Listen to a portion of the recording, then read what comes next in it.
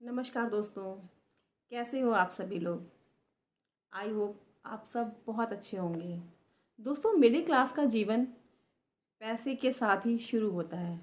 दिन पैसे के ख्याल के साथ शुरू होता है और रात भी पैसे के ख्यालों के साथ ही ख़त्म होती है। हर समय उसके दिमाग में यही चीज़ें घूमती रहती हैं कि इस महीने बिजली का बिल ज़्यादा आ गया है, बच्चों की फ़ीस भरनी है, त्योहार आने वाले हैं, खर्चा कैसे मैनेज होगा, या फिर 2 दिन बाद हमारी ईएमआई आने वाली है, सैलरी क्रेडिट हो जाएगी या नहीं हो जाएगी। ऐसी बहुत सारी समस्याएं हैं जिनकी वजह से मिडिल क्लास इन्हीं चीज़ों में घूमता रहता है। इस बार बच्चों को छुट्टियों पे घुमाने ले जाऊंगा या नहीं ले जा पाऊंगा, बस ऐसे ही विचार उसके दिमाग में आते रहते हैं और आधे से ज़्यादा जीवन उसका ऐसे ही गुजर जाता है। इंडिया के अंदर 50% लोग खुद को मिडिल क्लास समझते हैं, पर एक्चुअल में वो मिडिल क्लास होते नहीं हैं, वो सिर्फ समझते हैं। वीडियो बहुत इंटरेस्टिंग होने वाला है, पूरा वीडियो देखिएगा, वीडियो स्किप मत करिएगा। अगर आप भी मिडिल क्लास फैमिली से बिलोंग करते हैं तो आप हमारी बातों से कनेक्ट कर पाएंगे, खुद को इस वीडियो से कनेक्ट कर पाएंगे। और वीडियो पसंद आए तो एक लाइक ज़रूर कर दीजिएगा। वो किस कैटेगरी में होते हैं उन्हें खुद भी नहीं पता होता है। अगर आपका भी फैमिली बैकग्राउंड पहले से बहुत ज़्यादा स्ट्रॉन्ग नहीं है तो आप भी खुद को मिडिल क्लास फैमिली में ही काउंट करते होंगे। तो आज मैं आपके सारे डाउट इस वीडियो में क्लियर करूँगी और बताऊँगी कि आप चाह कर भी मिडिल क्लास ट्रैप से बाहर क्यों नहीं आ पा रहे हैं। उनकी इनकम सिर्फ इतनी होती है कि वह अपने डेली के खर्चों को कर सकें, अपनी डेली की ज़रूरतों को पूरी कर सकें, और उससे पहले तो बचत होती नहीं है, और अगर थोड़ी बहुत बचत होती है तो वह उनके खर्चों में ही निकल जाती है। इंडिया में मिडिल क्लास उन लोगों को कहते हैं जिनकी सालाना इनकम 5 लाख से 30 लाख के बीच आती है। तो आप भी अपनी एनुअल इनकम को कैलकुलेट कीजिए और देखिए कि आप कहाँ पर स्टैंड करते हैं। अनफॉर्चुनेटली अगर आपकी अर्निंग इस अर्निंग से कम है तो आप भी मिडिल क्लास फैमिली में नहीं आते हैं। What is the middle class trap? Middle class trap है क्या? आपने शिकारी को देखा होगा। शिकारी जब भी किसी को जाल में फंसाना चाहता है तो पहले वह जाल बिछा देता है, उसके बाद उसमें कुछ दाने डाल देता है खाने के, और पक्षी दाने के लालच में उसमें चुगने के लिए आ जाता है और शिकारी के जाल में फंस जाता है। ऐसा ही कुछ मिडिल क्लास लोगों के साथ होता है।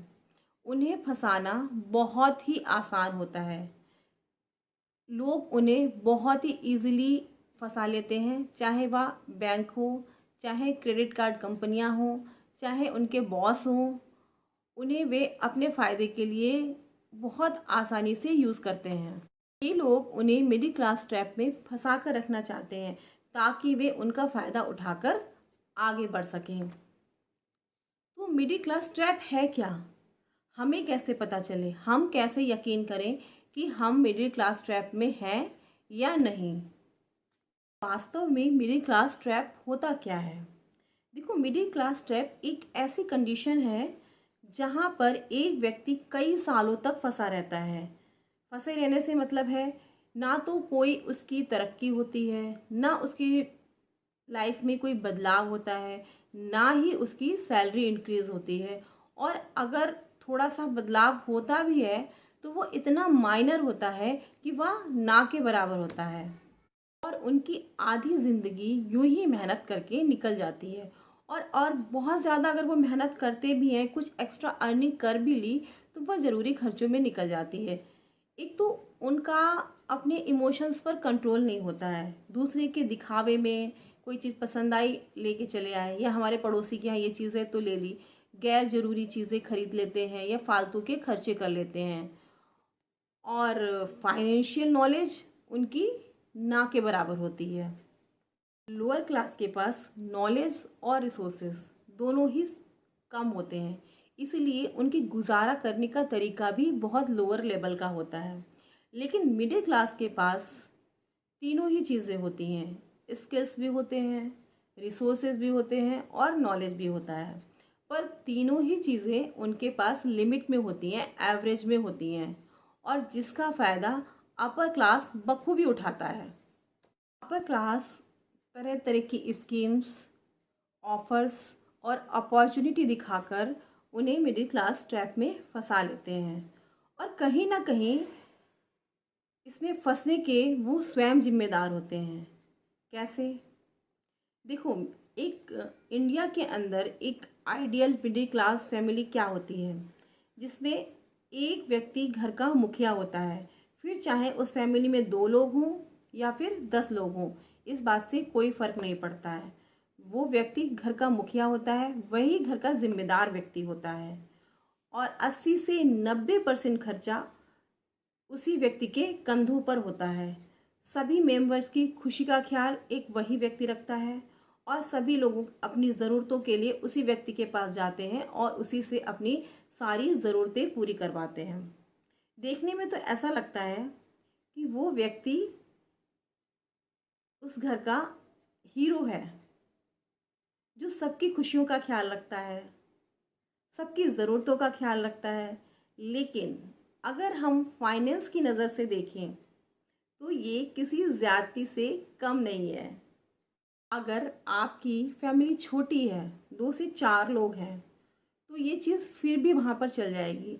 लेकिन जहाँ पर बड़ी फैमिली है, 5 से 10 लोग हैं, और 10 लोगों में 4-5 लोग कैपेबल हैं, वो अपना खर्चा उठा सकते हैं, फिर भी वहाँ पर एक व्यक्ति सारे खर्च कर रहा है, तो वो किसी ज़्यादती से कम नहीं है, वो टोटली अनफेयर है। और इंडिया में बहुत सारे फैमिलीज़ में ऐसा ही होता है और ऐसा ही चल रहा है। आज के टाइम भी बहुत सारी फैमिलीज़ में ऐसा देखा जा सकता है।